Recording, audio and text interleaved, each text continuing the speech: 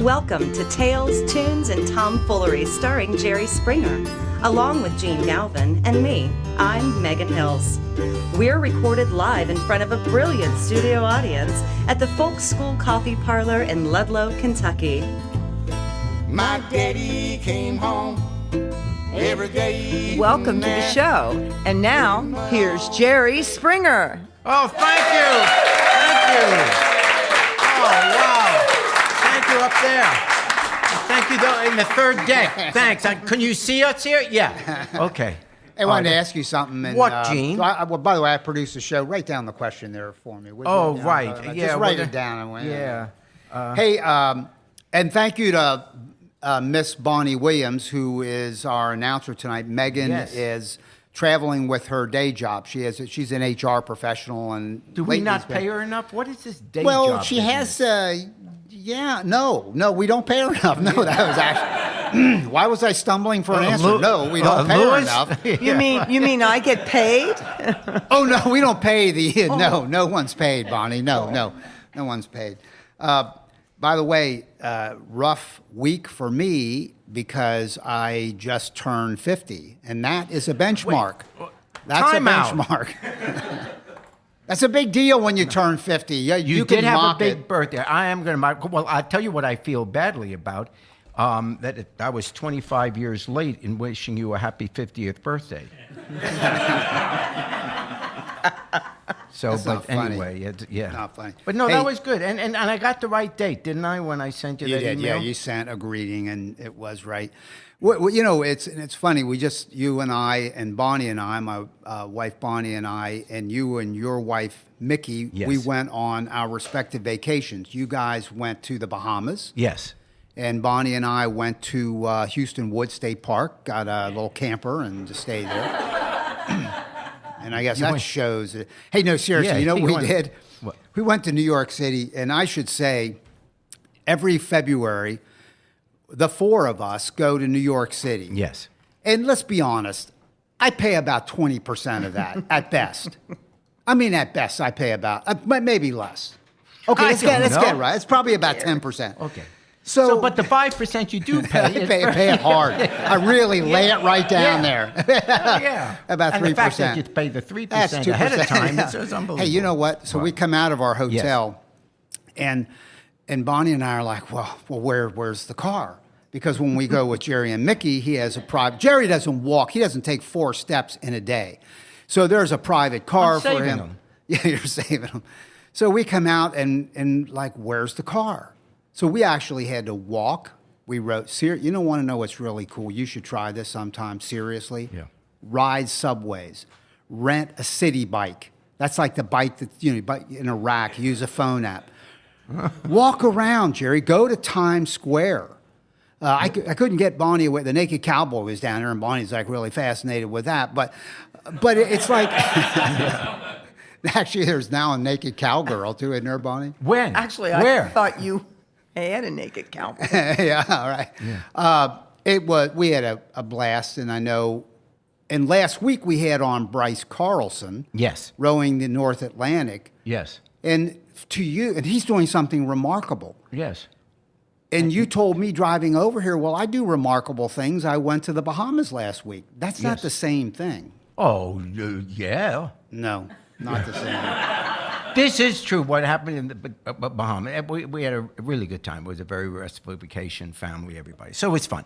But the Bahamas, Nassau gets like one American television station, and it's the one that carries my show. Oh, my God.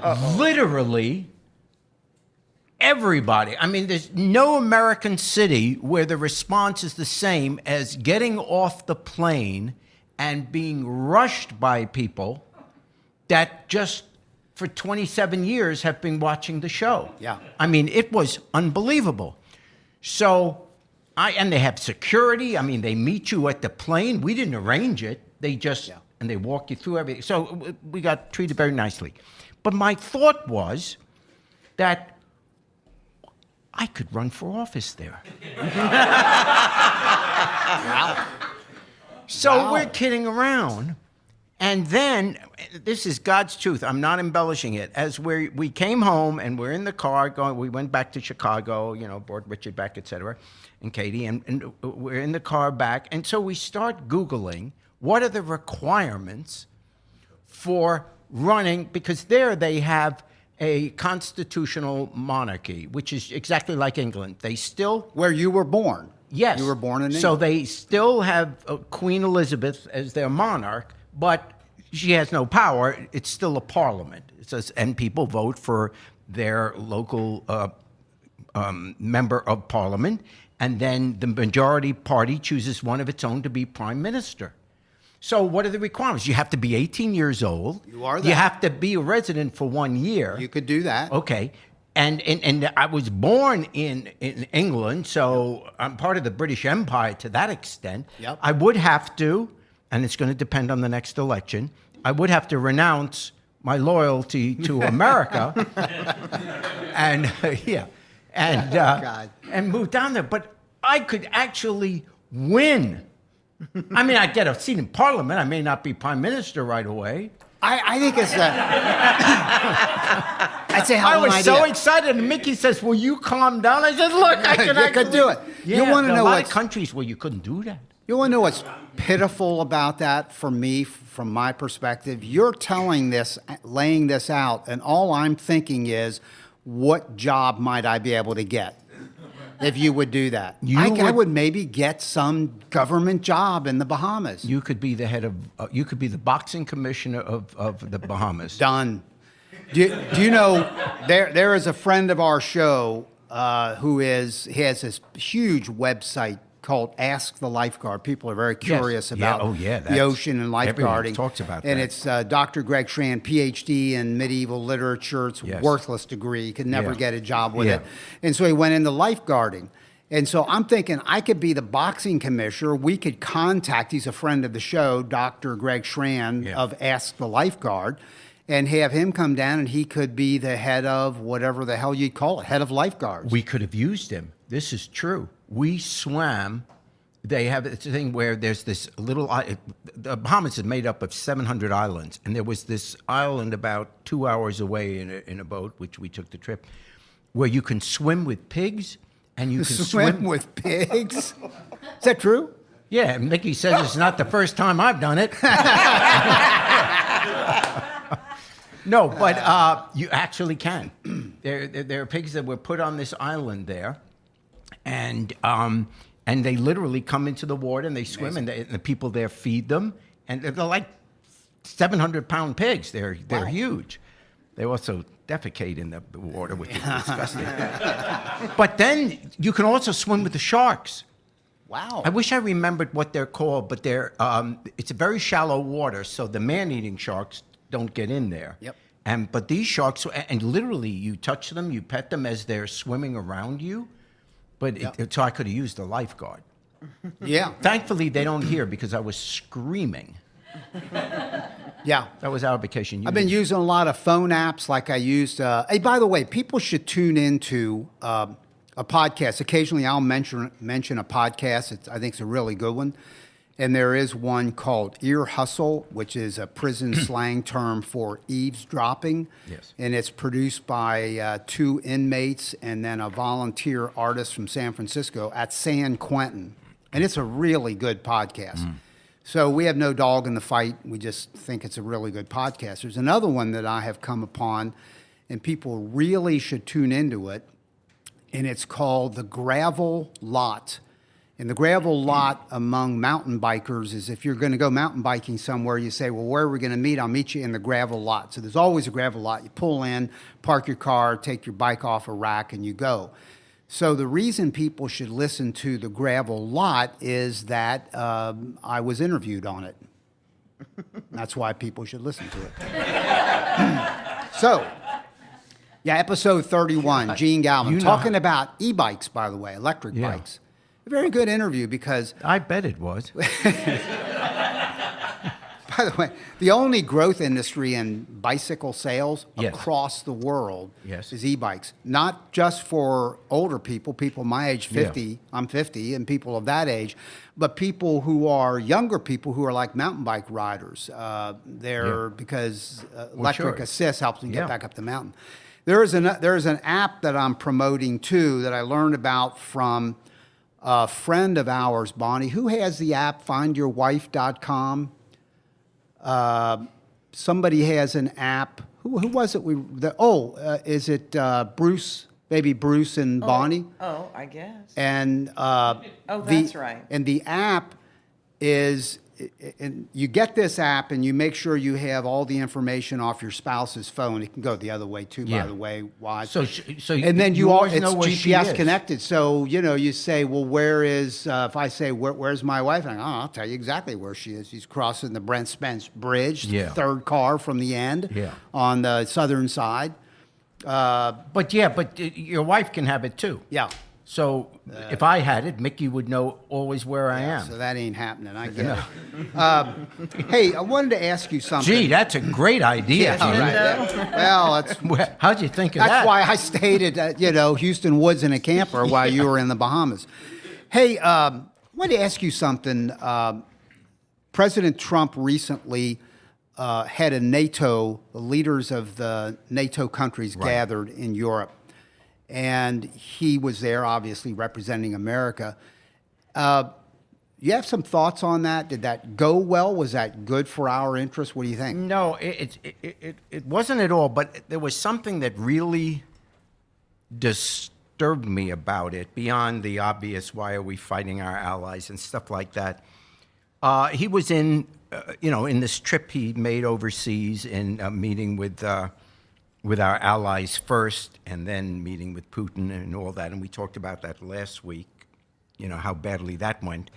But when he was speaking to the allies, all of a sudden he started talking about that they're too liberal on immigration, and they've got to stop letting these migrants come into their countries.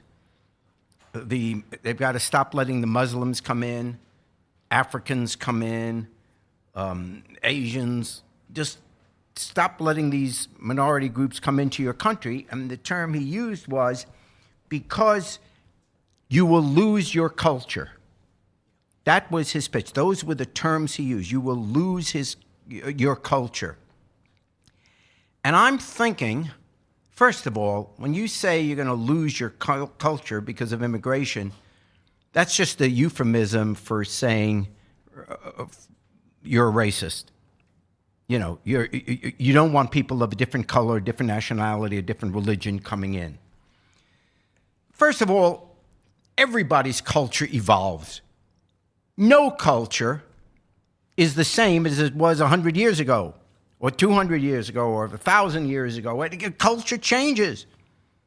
Culture is what the norms and the behaviors and the population of any community is at the time. So in the very beginning of America, we didn't have a lot of Italians. We didn't have a lot of Irish. We didn't have, and as groups came over, the culture changed and moved forward. It evolved. So that's an absurd thing to say, well, your culture will change. Of course it will. If it didn't, you'd be a backwards country. And you'd die out. So that's the first thing.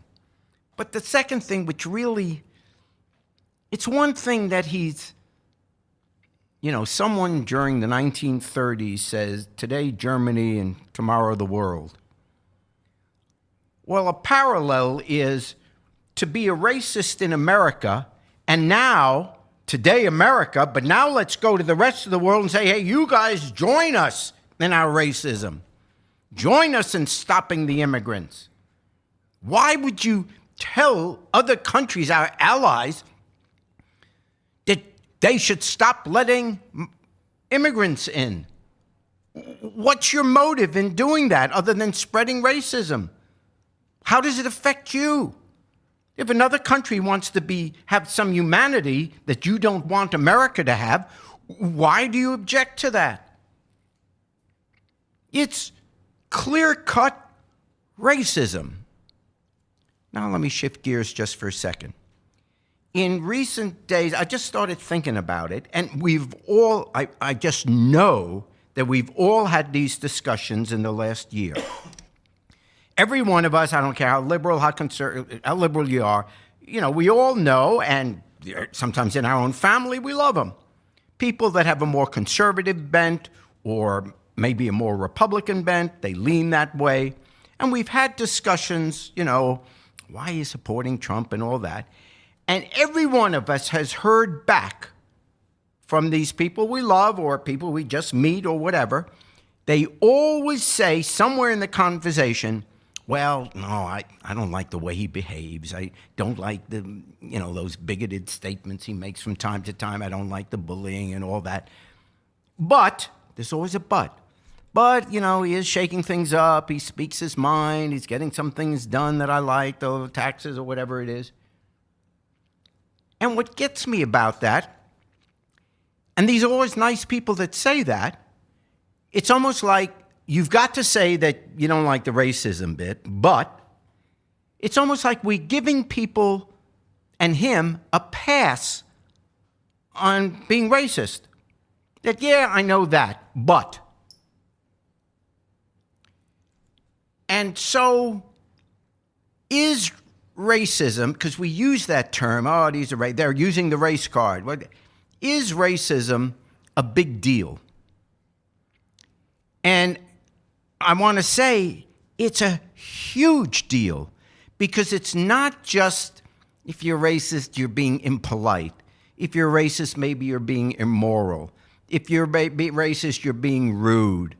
You tell your children not to be, stop with the racial jokes and all that stuff. But beyond that, other than it's inappropriate and it's rude and you don't say those and you don't use the N word and you don't call a Jew the K word or whatever it is, it has a substantive effect on your whole society. And what it means is, when we're racist, when we give a pass to these things, we all of a sudden, all of us, are better able to tolerate mistreatment of others.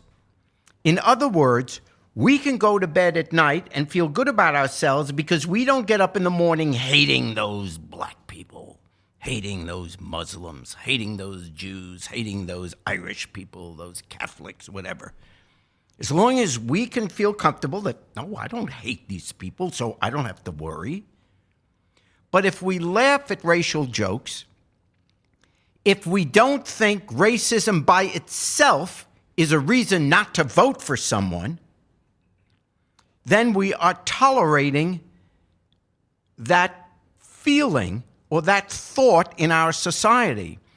And therefore, we are not so offended if things aren't going so well for them.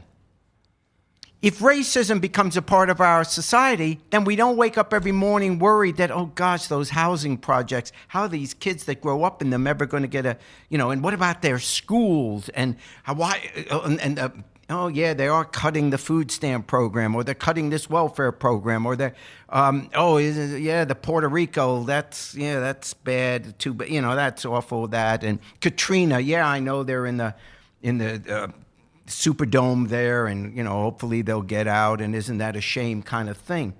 But we just let it pass. We don't get up in arms and say, stop it immediately. Number one issue. So it is a cancer on our society, not just because it's rude, but because it actually affects policy. It affects what our priorities are. It affects how we spend our tax dollars. Why do you think for 50 years we still have ghettos? Why do you think things aren't being spent for or committed to inner city schools? Why does none of this happen? It's not because most Americans hate people of color. It's that most Americans have kind of learned to live with, it's a shame some people are poor. Oh, it's Thanksgiving time or Christmas time. Let's drive our kids through the ghetto so they see how these people live. You are so lucky to have the life you have. Isn't it a shame they have to live like that? And boom, back to the Christmas tree or the menorah or whatever, and let's give out the gifts. We tolerate mistreatment of other human beings in God's green earth because of racism. That's why it has to be dealt with. And until we say, if you are a racist, let's start with America. If you are a racist here in America, you have no right to serve in public office in this country. That's the standard we have to have.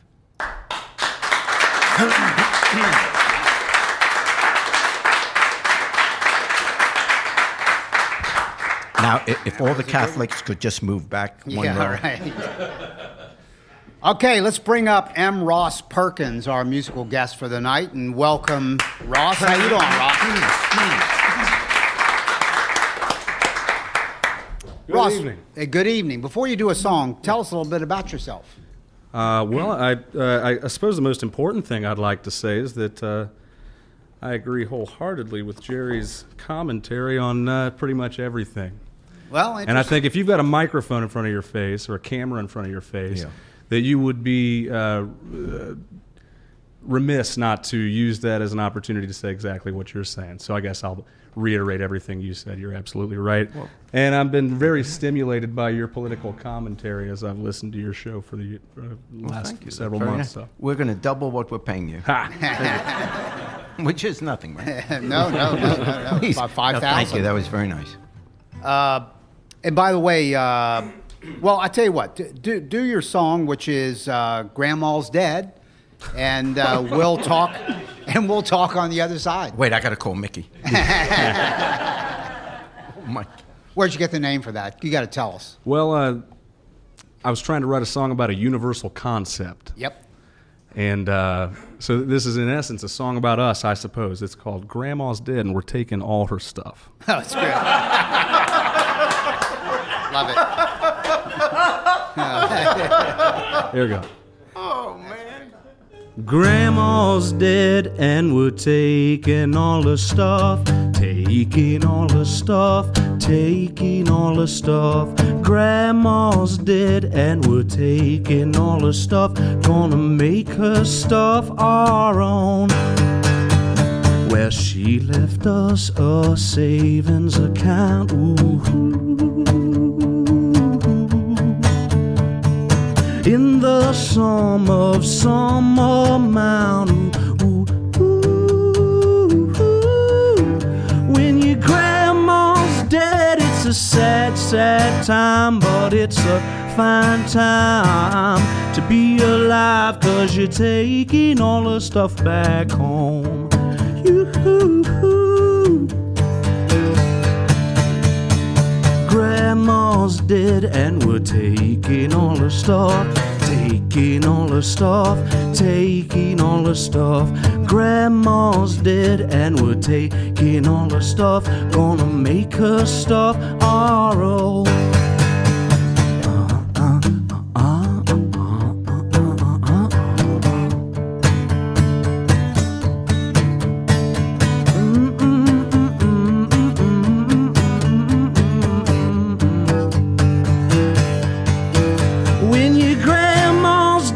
It's a sad, sad time, but there's a U-Haul truck pulling up outside, 'cause you're taking all the stuff back home. Ooh-hoo-hoo. Grandma's dead, and we're taking all her stuff. Taking all her stuff. Taking all her stuff. Grandma's dead, and we're taking all her stuff. Gonna make her stuff our own. Grandma's dead, and Grandma's dead, and Grandma's dead, and taking all her stuff. Grandma's dead, and we're taking all her stuff. Gonna make her stuff our own. We're gonna decorate our home. We're gonna America stuff. Oh. Bravo! Whoa! Thank you. M. Ross Perkins. This may be kind of personal, but is your grandmother okay? Well, I suppose that depends on whether or not you believe in a positive, happy afterlife for all. you go. So I won't make any prejudgments on that. Yeah. So, You got her stuff, though, I take it. Yeah. I have a few things. Yeah, I did make out like quite the bandit. yeah, she paid for that guitar, didn't she? That's a good Gibson, too. By the Thank way, you very much. we've been doing this for about 3 years. I think that's the best song we've heard here yet. Wow. Yeah. That is That's huge a compliment. concept song. That's Thank you very amazing. much. So your website is mrossperkins.com. No dot spaces between that. Correct. Latest album is M. Ross Perkins on Suffer Burn Records. Sofa Burn, yeah, Sofa that's Burn right. Records? Yeah, they're And that's a debut album for That's you, right? correct. Yeah, that's right. Where are you from? I'm from Dayton, Ohio. From Dayton, Ohio.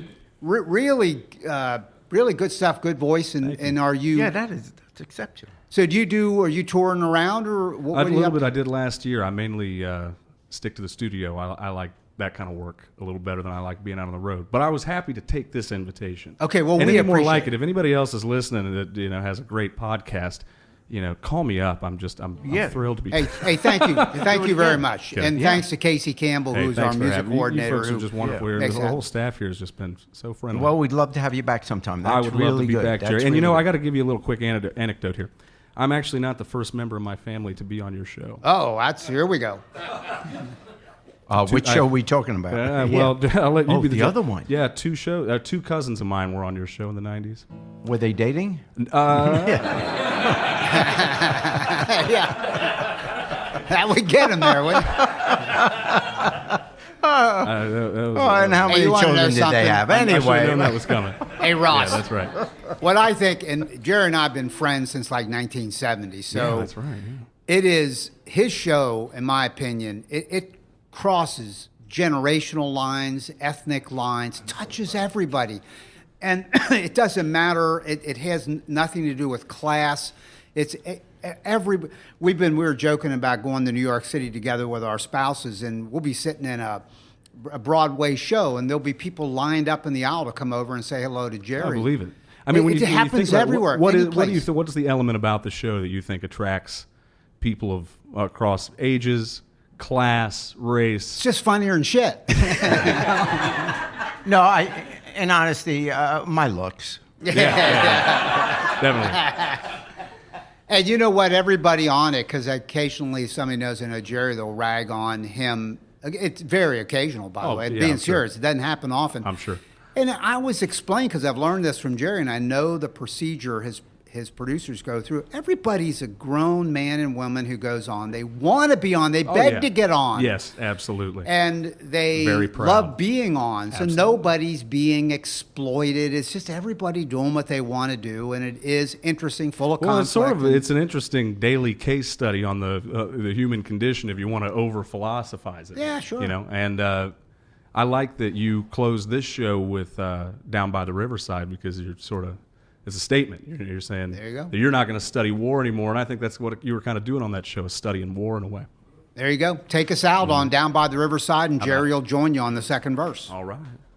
Hey, I like a little modified version of this little song. I know you told me specifically not to do that, but I promise it won't impede upon the integrity of the original composition. Do it. M. Ross Perkins, Down by the Riverside. Well, this song's about giving stuff up, right? Yeah. Here it is.